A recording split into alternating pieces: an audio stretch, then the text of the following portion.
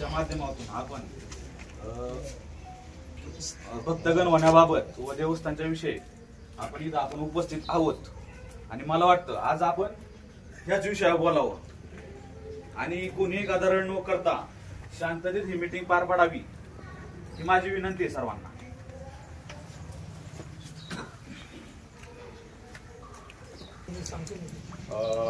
आपल्या वडज देवस्थान आणि वडज गाव कुठल्याही प्रकारे वेगळं नसून एकच आहे. काही समज गैरसमज झालेले आहेत ते आज दूर करण्यासाठी आपण संयुक्त मनाने म्हणजे गावाची आणि देवस्थानची एकत्र मीटिंग लावलेली आहे. आपल्याला सर्वप्रथम एक लक्षात घेतलं पाहिजे की आपण हा विषय प्रत्येकाचा मान सन्मान राखून बारीक मोठ्यांनी प्रश्न विचारताना किंवा उत्तर देताना सगळ्यांचा मान सन्मान राखून बोललं पाहिजे. ही पहिल्यांदा तुम्हाला सगळ्यांना एक विनंती आहे माझी.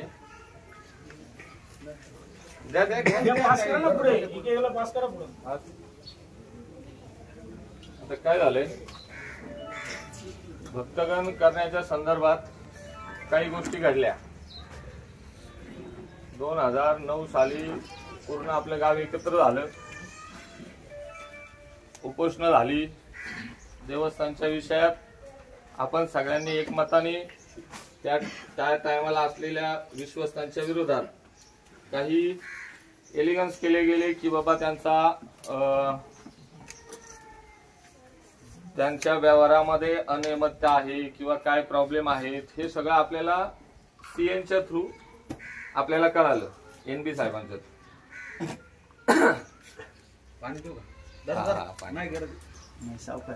आणि ते कळत असताना मग काय झालं, गावाने आता हे सर्वश्रुत आहे, गावाने त्या विरोधात उठाव केला.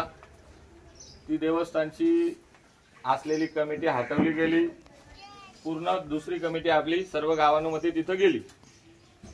त्याच्यानंतर जो काही कारभार चालला हा घटनेप्रमाणे चालला गेला. ज्या देवस्थानची आपल्या पूर्वजांनी जी काही घटना घालून दिली होती त्या घटनेप्रमाणे तो कारभार तिथं चालू झाला. हे चालू होत असताना आपण सगळे एकत्र आहोत ह्याच हिशोबाने आपण तो कारभार करत होतो.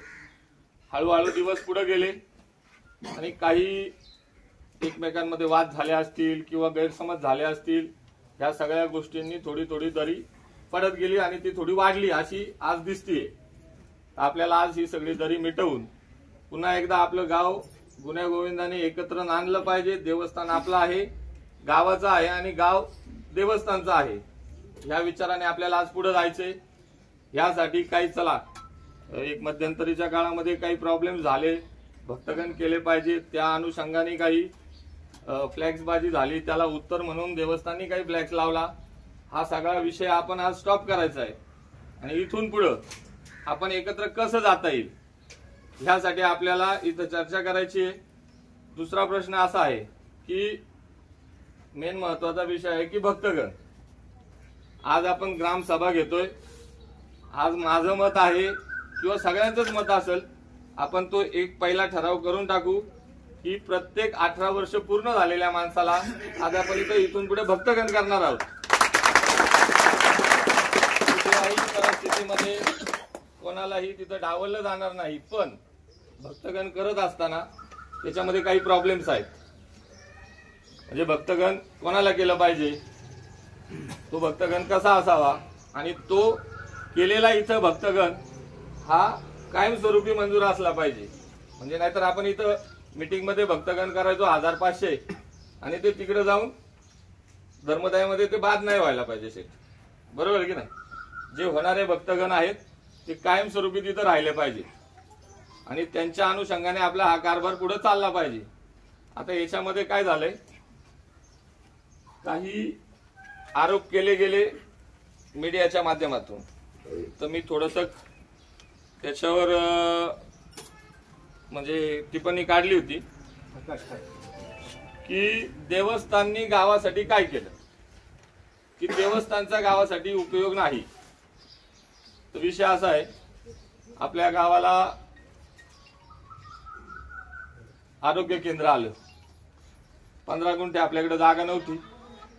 ती देवस्थाननी दिली. ती कोणासाठी दिली? गावासाठीच दिली.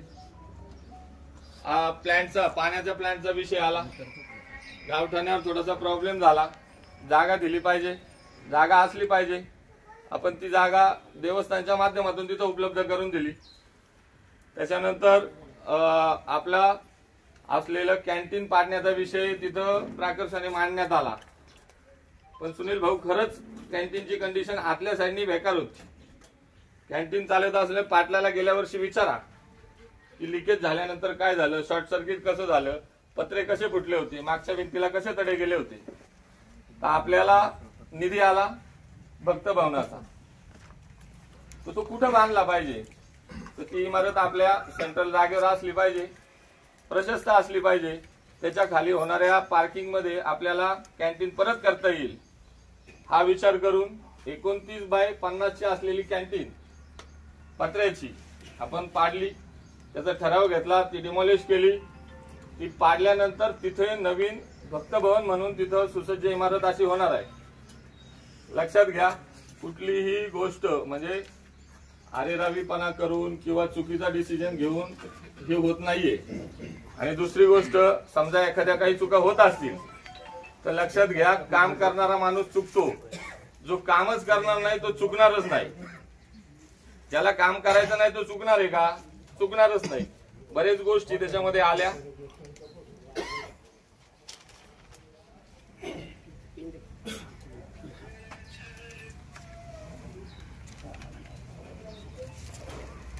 आता आपल्याला प्रामुख्याने विषय काय घ्यायचे? तो भक्तगणाचा. तो भक्तगणाचा विषय आपण आणि ट्रस्टीचा सगळ्यानुमते ट्रस्टी आपण त्यावेळेस पण गाव मीटिंग घेऊन ती घटना वास्तविक पाहता, जुन्या ज्या लोकांनी ती घटना घेऊन देवस्थान चालवलं, 25 भक्तगणाची कॅपॅसिटी काही आपण बनवलेली नाही, जुन्या आपल्या पूर्वजांनी बनवलेली आहे. तर ती त्यावेळेस पण त्यांना वाढवता येत होती, त्यांनी ती वाढवायला पाहिजे होती. त्याच्यानंतर आम्ही लोकांनी तिथं काम करत असताना ती वाढवायला पाहिजे होती, आम्ही पण वाढवलेली नाही. त्यांनी वाढवली नाही तसं आम्ही पण वाढवलेली नाहीये. तर ठीक आहे, आपल्याला त्या प्रोसेस पुढे जायचंय. याच्यासाठी आपल्याला भक्तगण वाढवायचे असेल तर पहिली घटना दुरुस्ती करावी लागेल. घटना दुरुस्ती करण्यासाठी ज्या बायलॉज प्रमाणे आपल्याला ते करायचं आहे ते करावं लागेल. घटना दुरुस्ती करून आपण भक्तगण, प्रत्येक गावातला नागरिक कसा भक्तगण तिथं होईल त्यासाठी अवश्य प्रयत्न करू. आणि आपण जो काही गाव मीटिंग म्हणून जो काही ठराव घेऊ त्या पद्धतीने आपण काम करू. आणि कसं आहे, हे बघा, देवस्थान काही कोणाच्या घरचं नाही, ना माझ्या घरचं आहे ना कोणाच्या घरचं आहे. उद्या गाव म्हटला की विवेक तू थांबलं पाहिजे, 100% मी थांबायला तयार आहे. लक्षात घ्या, माझं वैयक्तिक तिथं किंवा दुसरं कोणी असेल तेही थांबायला तयार असतील. पण त्या अनुषंगाने तुम्ही बोलत असताना सगळ्या गोष्टीचा विचार करा आणि आपल्याला त्याच्यातून कसं पुढे जाता येईल. वादावाद करू नका. काही प्रश्न असतील ते तुमचे अवश्य विचारा, त्याची सगळी उत्तरं तुम्हाला इथे दिली जातील. धन्यवाद. हा भक्तगण करण्यासाठीचा मुद्दा मान्य केला, याचं सर्व ग्रामस्थांतर्फे तुमचं खरोखर हार्दिक आभार मानतो. त्याच्यामध्ये तुम्ही एक सांगितलं की भक्तगण आपण इथं करू पण ते टिकले पाहिजे. तर नक्की काय अडचण आहे आम्हाला जरा सगळ्या ग्रामस्थांना समजून सांगा. टिकले पाहिजे म्हणजे केल्यानंतर का टिकणार नाही? बसून सांगा.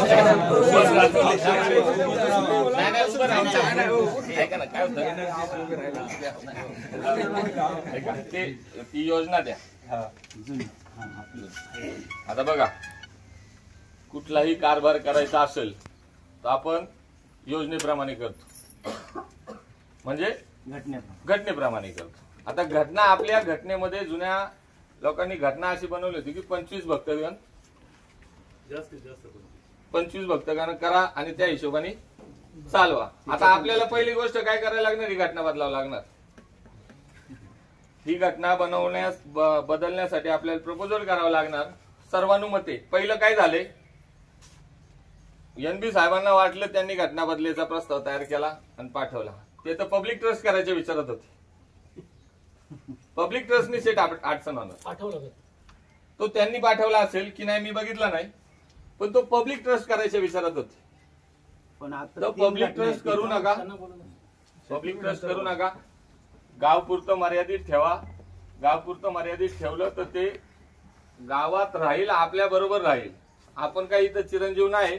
आपल्यानंतर येणाऱ्या लोकांना योग्य त्याचा वापर होईल. आता हे ज्या काही गोष्टी घडल्या ह्या घटनेप्रमाणे घडल्या. भक्तगणांच्या बाबतीत की घटनेची अडचण आहे तुमच्या. हा, मग आता घटना बदलावी लागेल जुन्या आपल्याला. लोकांनी काहीच त्याच्यासाठी केलं नाही असं विजू शेठ बोलले होते. त्यांनी त्यांच्या काळात का नाही घटना हा, बदलावी? म्हणजे मंजूर करून घ्यायला लागत.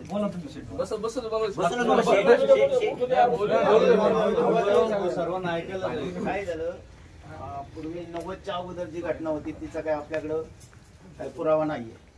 90 साली पेंडशे साहेब धर्मदाय आयुक्त यांनी ही घटना आपल्या मंडळीला बनवून दिली आणि मंजूर करून दिली. आज रोजी तिथं मंजूर घटना हीच आहे. त्याच्यामध्ये किती भक्तगण 25 भक्त झाले आणि 7 किंवा 9 ट्रस्टी मंजूर. बरं तुमच्या माहितीसाठी सांगतो, जर घटनेत 25 भक्तगण आहेत, ही आपली यादी धर्मदेव ट्रस्ट होती. ज्यावेळेस मी चेंज रिपोर्टवर ऑब्जेक्शन घेतलं त्यावेळेस ही यादी आली, त्याच्यात 27 भक्तगण लिहिलेले. म्हणजे 25 तर मंजूर आहेत, तुम्ही 27 कसे घेतले? 2 कट केले ना आपण. नाही त्यावेळेस मंजूर सबमिट तुम्ही यादी काय केली? सबमिट केलं ना. काय जर 25 ची लिमिट आहे, मग 2 नावं एक्स्ट्रा तुम्ही घेतली, 27 कशी केली? आणि ही नाही त्यावेळेस जिवंत असते 5 वर्षापूर्वी आहे ना. पण आपण एकमेकांना ही 27 ची घटना मग कशी काय केली तुम्ही? 2 भक्तगण वाढाव काय दिले? जर तुम्हाला घटनेने अधिकार नाहीयेत 25च्या वर पुढे जायचा, तर तुम्ही 27 कसे काय दिले? आणि ही प्रमाणित प्रत आहे धर्मदाय आयुक्तांकडनं दिलेली 27 ची दिलेली आहे. त्याच्यामध्ये मग चुकून गेलेली आहे. चुकून ऐका ना, तुम्ही हा शब्द चुकून ऐका वापरता. ना, मी काय सांगतोय त्याच्यात रोहित आणि शांताराम ही 2 नावं राहिली. कमी करायची नाही तर मग कमी अहो पण मी घेतलीच म्हणून कमी करायची ना, तर अगोदरच कमी करायची. तुम्ही घेतली ना ती 2 नावं, पहिली घेतली होती आपण ज्यावेळेस. माझं तेच म्हणणं आहे, सबमिट केलेलं आहे तुम्ही हे, आणि हे मी नाही बनवलेलं आहे, हे धर्मदाय आयुक्तांनी नाही दिलं. नाही, बरोबर आहे ना, ते आम्ही मानतो. मग रोहितचं नाव घेतलं तुम्ही, म्हणता ठीक आहे चला रोहित आपलाच आहे. बाकी त्याच्या अगोदर अविनाशने अर्ज केला होता, त्याचं नाव नाही घेतलं तुम्ही. अविनाशचा अर्ज झाला. दुसरं ऐका ना, कोणतं? रोहित एक आणि मिनिट. अविनाशच्या दोन- याच्यावर दोनच उत्तर मिनिटं द्या. बोला. आपण काही भांडण आपलं भांडण चाललेलं नाही, आपली चर्चा चालली. रोहित आणि शांताराम या दोघांची नावं घेतली, बाकीच्यांची नावं किंवा त्या दोघांचीच नावं कशी घेतली?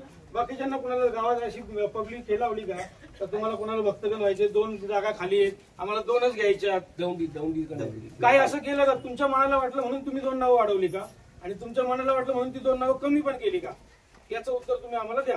एक आम्ही तुमच्याकडे अध्यक्ष म्हणून बघतो, एवढे वर्ष तुम्ही अध्यक्ष म्हणून वावरला, बरोबर आहे. बोर्डावर तुमची पार्टी होती म्हणून आम्ही तुमच्याकडे उत्तराची अपेक्षा करतोय. विवेक शेठ आत्ता अध्यक्ष झाले, बहुतेक त्यांना नाही त्यावेळेस होते ना, झालं नाही. हो तुम्ही भक्तगण आहे त्याच्यात आणि ते पण आहे. मी हाय मला त्याच्याबद्दल वादच नाही. माझं म्हणणं आहे, जर तुम्ही 25 ची घटना मानताय तर तुम्ही 27 ची यादी सबमिट केली कशी? बरोबर आहे. पहिला मुद्दा आहे. 2 वाढले कसे 25? 2 कसे? जर तुम्ही एवढं घटना घटना घटना घटना करताय, मग घटनेचं उल्लंघन तुम्हीच केलं पहिलं. आता काय झालं 27 केलं, ऐका ना, 270 का नाही ऐका ना, केली? आपण 27 दिली होती ना. ऐका जरी तुम्ही आरक्षण घेतलं, ऐका ना, त्याचं उत्तर ऐकू मग आपण. तरी त्यांनी एक जण त्याच्या अगोदर आपण 42 दिले होते. आपण ते बोलतायत 2009 साली ऐका 2009 साली आपण 42 भक्तगणांची नावं दिली तिथं. ऐका ना, ही तर नवीन माहिती आहे माझ्यासाठी. मी सांगतो ना दिली होती. आता तो तिथं मंजूर नाही झाला आपला. काय ते म्हणले तुम्हाला एवढे भक्तगण नाही ठेवायचे जायचे. तुम्ही काही लेखी दिलं का, नामंजूर केलं का? नाही मंजूरच केलं ना आपला त्याचं तो. काय उत्तर दिलं का? आपल्या त्याच्यानंतर जो आपण चेंज रिपोर्ट दिला. माझं काय म्हणणं आहे, नामंजूर केलं ना त्याचं काहीतरी असेल ना त्यांनी पुरावा. तुम्हाला काहीतरी दिलं असेल ना का हे आपण नामंजूर 15 फक्त हे दिले ते ट्रस्टी लिहून हा. त्यावेळेस. तर ते म्हणले 15ची तुमची कॅपॅसिटी माझं काय म्हणणं आहे, हे तोंडी दिलं का लेखी दिलं?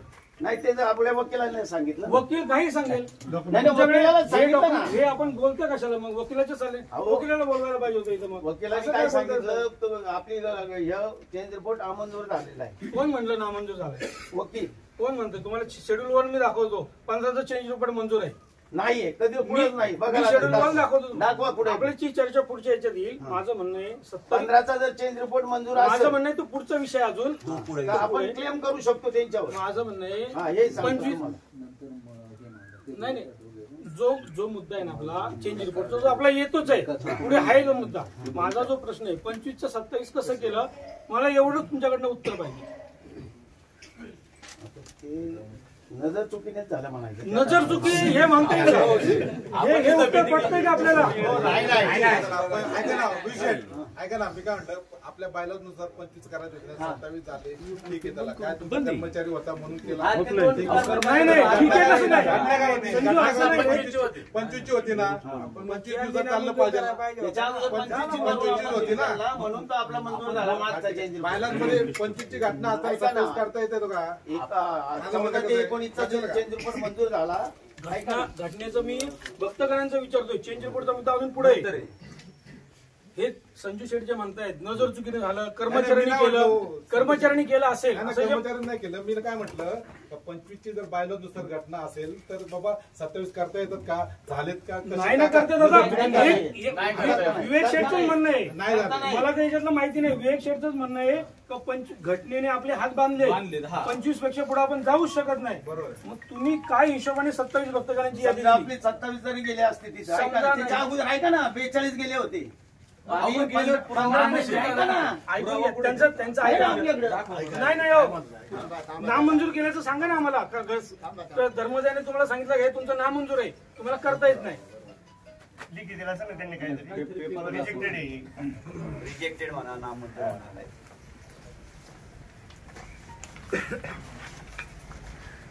ती 42 ची दिली ती का? ती आणि 15 भक्तगण. तुला काय ते पेपर शोधताय मला एक तोपर्यंत प्रश्न तू बोल. विचारायचा 25 भक्तगणाची जर आपली हे तर मला 2008 ला डिपॉझिट पावती 25 रुपये आणि 1100 रुपये भक्तगण म्हणून माझी पावती घेतली 2008 ला. 2009 ला मला कार्यकारी सदस्य म्हणून देवस्थान ट्रस्ट कडून नोटीस आहे बाय पोस्ट. 2015 ला मला परत देवस्थानकडून आहे ना पत्र आलं होतं की सहकार मंडळ सुनील किसन चव्हाण सहकार मंडळ म्हणून असं आपलं याचं नियोजन करायचंय कसलं सप्त्याचं तर तुम्ही हजर राहा. मग त्या 25 जणात मी आहे की नाही? सुनील किसन चव्हाण ऍडव्होकेट सुनील किसन साहेब जर ऍडव्होकेट तो जर असेल तर मला कार्यकारी याच्यात होता. नाही कार्यकारी सदस्य म्हणून तुम्ही मला पत्र ते कसं 8 साली दिलता ना तुम्ही. 8 साली हे नारायण शेटन ते होते त्या टायमाला. ते दप्तर सगळं घेऊन गेले. आम्हाला कोण सदस्य झालं पाणी पावत्या फाडल्या काही माहित नव्हतं तिथं. त्याची नोंद तिकडे नसते का? नाही तिकडे जाऊन बघा आहे का नोंद. असं कसं होईल? मी काय म्हणतोय नाही नाही जाऊन बघा ना तुम्ही तिथं. 25 ची तरी जेवढे झाले ना भक्तगण एकही रिपोर्ट आमच्याकडे नाही. नाही तर मग आम्ही असं गेले असते मारायला. मला काय म्हणायचं यांच्या कार्यकाळात कसं काय झालं ना तो यांना विचारा. ठीक आहे, नाही, नारायण शेठ होते, मान्य यांच्या काळात तुम्ही प्रश्न मला काय म्हणणं आहे ज्यावेळी तुम्ही ते लोक गेले तुम्ही कारभार हातच घेतला मग जुना कारभार तुम्हाला पाहता येत नव्हता का? तुम्ही धर्मदाय आयुक्ताकडे जाऊन ती हे काढू शकत नव्हते का कोण आहे कोण नाही?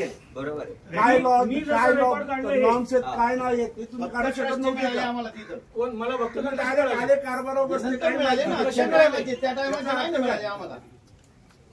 बरं आपल्याकडे 42 यादी किंवा 25 भक्तगणानंतर तुम्ही केलेलं तुमच्याकडे लेखी उत्तर काही नाहीये असं आपण समजू. तर त्यांनी रिजेक्ट केले. तुम्ही 42 ची यादी आहे ना. पाठवली द्या ना दाखवा ना मला. म्हणजे रिजेक्ट केल्याचं लेटर दाखवा. तुम्ही दिली त्यांनी तुम्हाला सांगितलं का हे होऊच शकत नाही.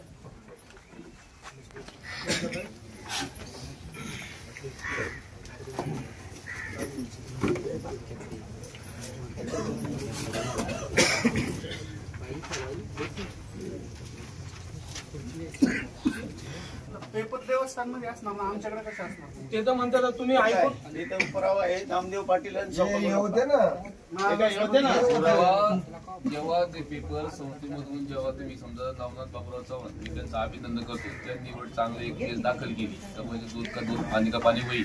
परंतु त्यावेळेस ज्यावेळेस तिथे हिअरिंग चालू होती तुम्ही पण यायचे आणि आमचा पण समजा विश्वास म्हणलं किंवा मी ते कामाला होतो म्हणून मला त्यांच्याबरोबर थांबणं होतं. नंबर 2 त्यावेळेस तुम्ही जे पोर्टमेंट दाखल केलं तेव्हा कार्टी कमिशनर ऑफिसमध्ये त्या ठिकाणी दप्तर तपासण्यासाठी काय केलं त्यांनी मागवलेलं. आणि ते तुमच्या निरीक्षक कोण असेल ते मागा ते म्हणजे काय तर त्याला दिलं. नंबर 2 तिथे संस्थेत ते आलं. त्याच्यानंतर राहिलं काय IT आणि माध्यमिक तपासायचं आपलं राहिलेलं. तर त्याच्यात तुमचा एक ऑप्शन असा होता का बा स्कॉर्पिओ गाडी आवश्यक नसताना तुम्ही संस्थेसाठी IT साठी का घेतली.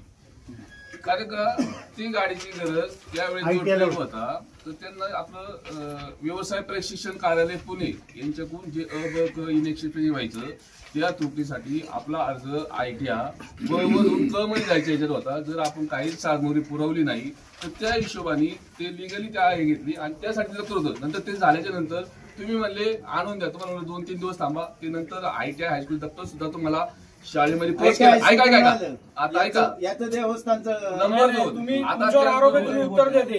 तुम्ही काय केलं त्या दप्तराचं रद्दी म्हणून विकलं ते दप्तर सांगतो ना मंगेश आता त्यावेळेस तुम्ही सांगा.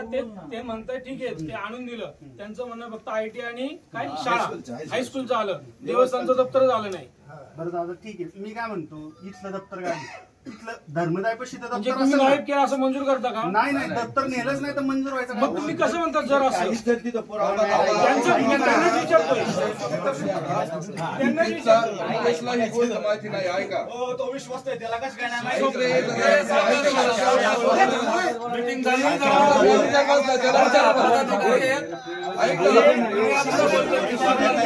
आवाज प्रत्येकाला वाढवता येतो. विषय असा आहे ऐका जरा ज्या वेळेला पहिलं निवेदन केला आवाज कमी कर मग कमी बोल ना तू आवाज थांबवायचं बोलायचं मुद्दा त्यांनी मांडलाय बोलू त्यांनी काय मांडलाय पहिल्यांदा बरोबर काय मांडलाय त्यांनी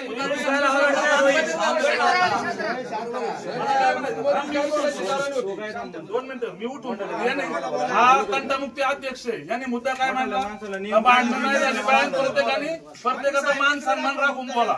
हा बोलला का नाही तू आता कसा बोलला काय म्हणला थांबा थांबा बसा बसा बोल नाही कानपती ऐका येत नाही अंतर बोलत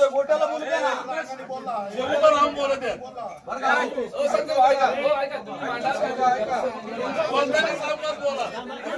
तुम्ही नियम पाडलाय ना सावकाश बोलायचं तर सावकाश बोलायचं. आवाज प्रत्येकाला बोलायला वाढवता प्रत्येकाला येतो आवाज. मोठा माणूस असो किंमत ठेवा. मोठ्या माणसाला कुणी मोठा माणूस असो किंमत ठेवा बोलताना. एक नाही सगळे गाव एक किंमत ठेवा.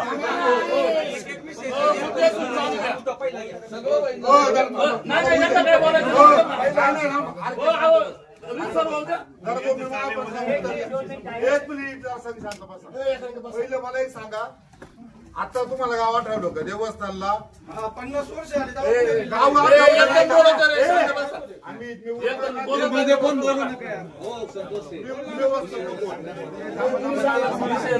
आता गाव आठवलं का संतोष शेठ आता गाव आठवलं त्यांना कुणाला मीटिंग कोण लावली देवस्थान गावाला विचारून लावली काय म्हणता विवेक शेट्टी लावली मीटिंग आम्ही मागणी केली. बावड्या तो का कोणाला विचारला विचारू मग तुम्ही ठरवायचं मीटिंग जेव्हा पाहिजे तेव्हा असं नाहीये ऐका असं नाहीये.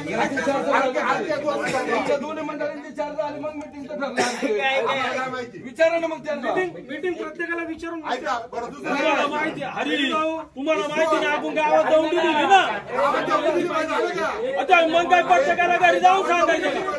प्रत्येकाला काय घरी जाऊन सांगायचं का? विचारा पाहिजे ना काय प्रत्येकाला काय विचारायचं काय नाही. हो एक मिनिट असं जर प्रत्येक जण म्हणून आता 2000 जणांना प्रत्येकाला घरी जाऊन सांगायचं का? काय बोलतो हरिना ना तू गौंडी आपण दिली ना. अरे घरी जाऊन सांगायचा विषय नाही. नाही हरिना ना आम्हाला काय 2 मिनिटं मी म्हणतो ग्रामस्थान लावली का तू लावली ना मग असं सांगणार आहे सांगितलं ग्रामस्थाच्या नोटीस बोर्ड लावा. काय म्हणणार कोण नाही म्हणलं नाही असं प्रत्येकाला घरी जाऊन सांगायचं. मग काय गौंडी दिली ना तू जाहीर गौंडी दिली का नाही मग प्रत्येकाला अभिमानी ना काय कुणी लोकदार आहे का? गावासाठी करतोय ना आपण नाही गावासाठी करतोय ना. प्रत्येक जण म्हणून मला घरी येऊन सांगा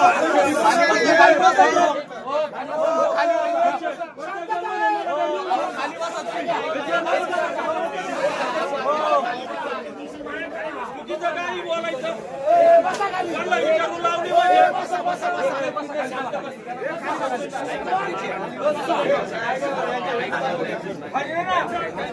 मला एक वाक्य बोलायचं मीटिंग कशासाठी नाही नाही मान्य केलंय ना संपली ना मीटिंग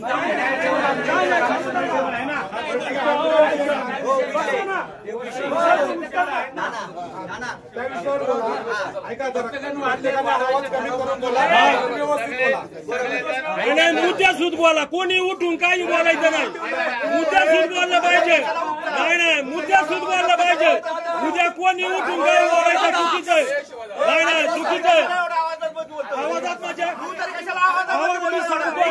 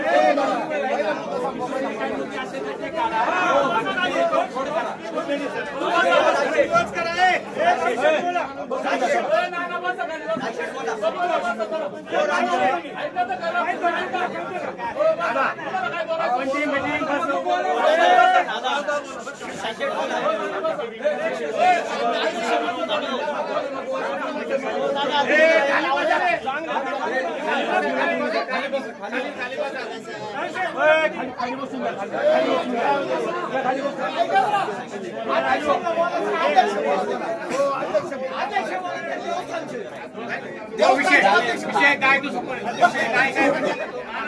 काय विषय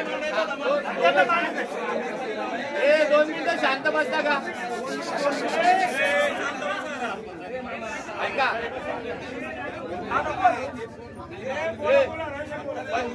संतोष 2 मिनिट थांबा ऐका राजूदा 2 मिनिटं थांबा इथून पुढे ना प्रत्येकाला बोलायचं उठून बोला खालून बसलं बोललं नाही मजमज होणार आणि मीटिंग सर्वानुमते लावली आहे तुम्ही बोला ना काय नाही प्रॉब्लेम आपल्याला काय प्रॉब्लेम काय तुझं चुकलं ते चुकलं खाली आवाजात बोलायचं खालू बोला ना तुम्ही मी त्याच्यावरती हे बघ कोणी बोला सालीनं बोला ना आवाज ऐकून सगळ्याला असं नाही अध्यक्षाच्या वतीनं मी माफी मागतो खाली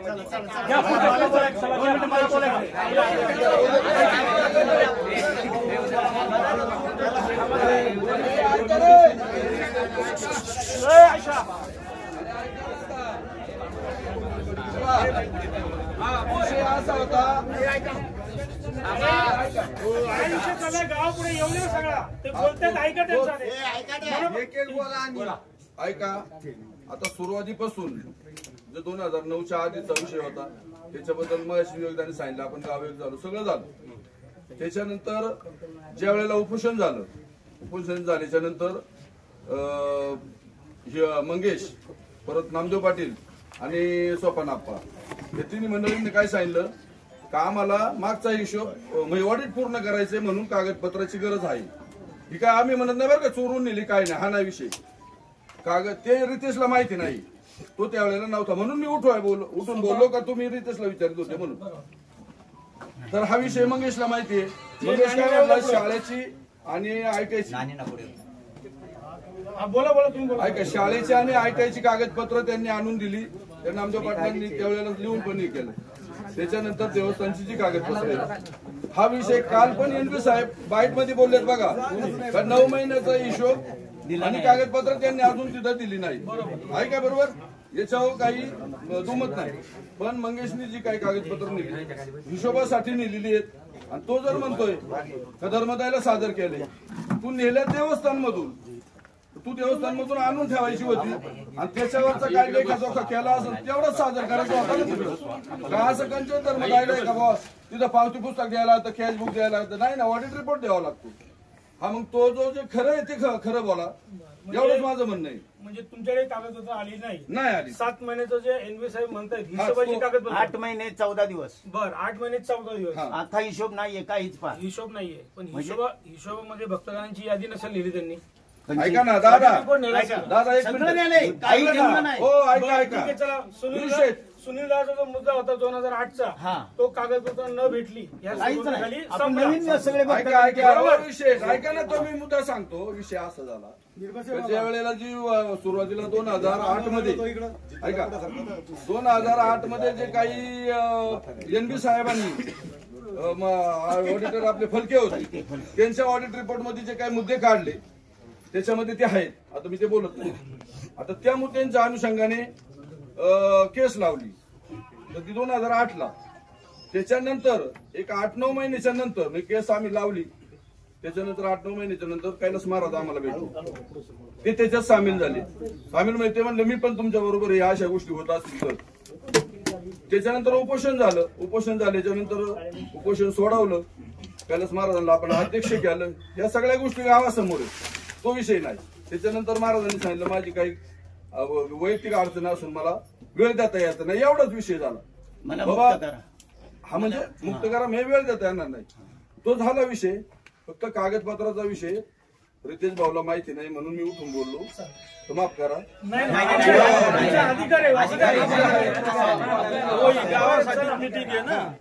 सुनील भाऊचा जो मुद्दा होता 2008 साली तो सभासद का नाही. आणि आता विनंती करतो विनंती ऐका एक मिनिट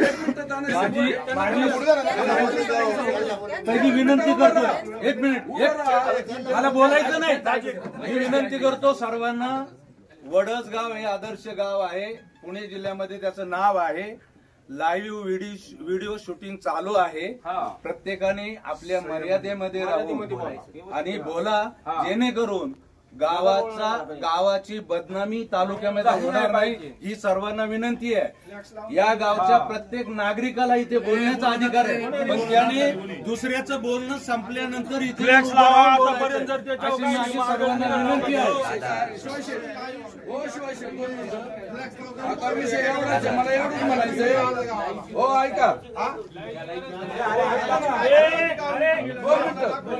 विषय एवढाच आहे. अरे भाऊ बोलत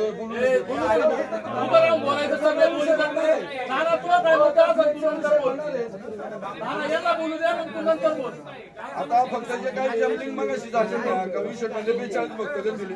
सुरुवातीला घटना काही वाचायला भेटली नाही किंवा त्या खोलापर्यंत आम्हाला काही माहितीच नव्हतं.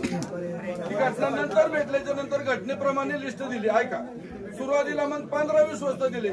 आता नारायण शेठच्या काळात सुद्धा 8-10 दिवसांनी महिन्यांनी नावं चेंज व्हायची बॉडीवरती. त्याचे फोटो आहेत आपल्याकडे. म्हणून काही ते घटनेला धरूनच होतं किंवा वास असं काही नाही. आता तिथं झाला विषय असा का आपण काही घटनेतली माहिती नसल्यामुळे काही याद्या जास्त कमी गेल्या असतील. आणि आता तो विषय ठरलाय का आपण सर्व गावा मिळून विवेकदानी सांगितलंय का त्याच्यावर तोडगा काढलाय. आता तो भक्तगण हा विषय यादी वगैरे हे लांबवण्यापेक्षा आपण दुसऱ्या विषयावर पुढे चालावं असं माझं म्हणणं. 2 मिनिटं मला फक्त बोलायचंय. आजची मीटिंग लावली. शांततेने बोला. आज जी मीटिंग लावली ना तर महेंद्र दादा म्हणले फक्त भक्तगणांचा विषय तसं नाहीये. भक्तगणाचा विषय आहे. दुसरा विषय देवस्थानमध्ये चाललेल्या घडामोडी याच्यावर चर्चा करणे. 2 विषय बोला ना. घडामोडीचं काय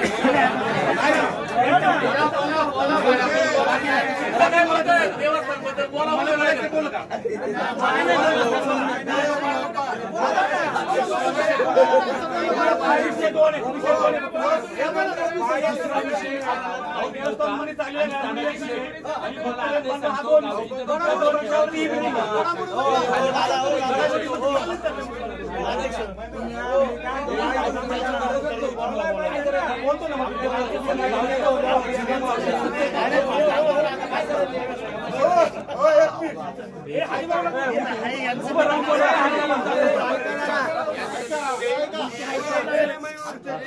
का थांबा ना काय घडामोडी चालल्यात त्यांनी स्पष्ट सांगावं.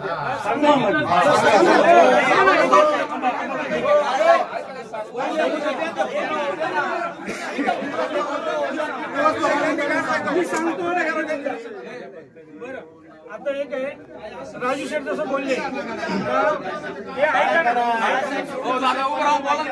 मी मांडतो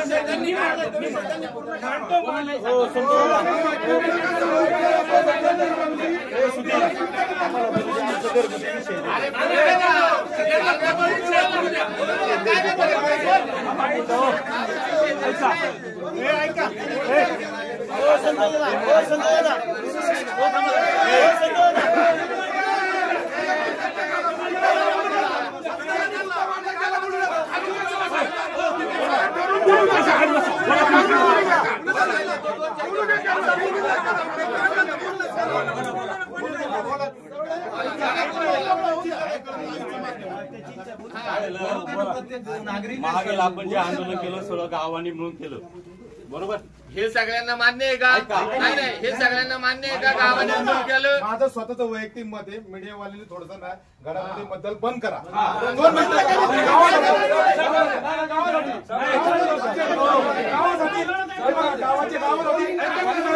बंद करा थोडंसं. आमच्या गावच्या मीडिया इन करून आहे ना गावची तुम्ही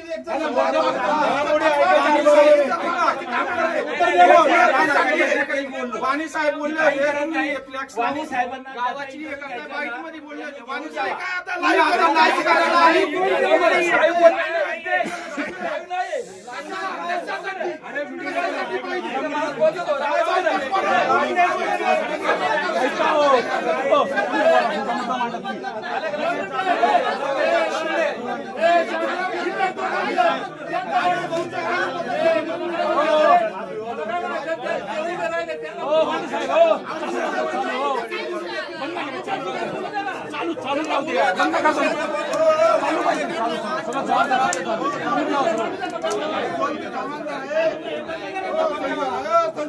आता बंद केला ना.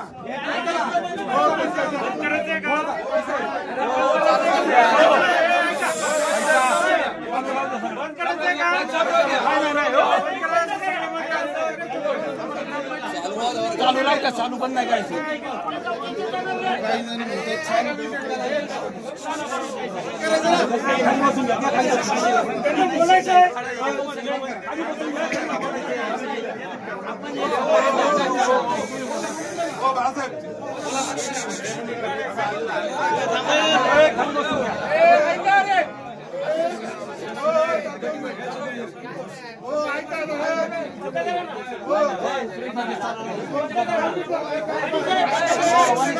आता बाळासाहेब जे म्हटले ना त्यांनी प्रामाणिकपणे त्यावेळेस घडामोडी काय चालल्या हे गावासमोर प्रामाणिकपणे मांडावे. चुकला चूक, बरोबर ना बरोबर. मला एक मिनिट बोलायचंय. आम्ही इथं शूटिंग करायला आलो, हे परस्पर आलेलो नाही. तुमच्या गावचं पत्र आहे, मी दिले. असं आमचा अवमान करू नका.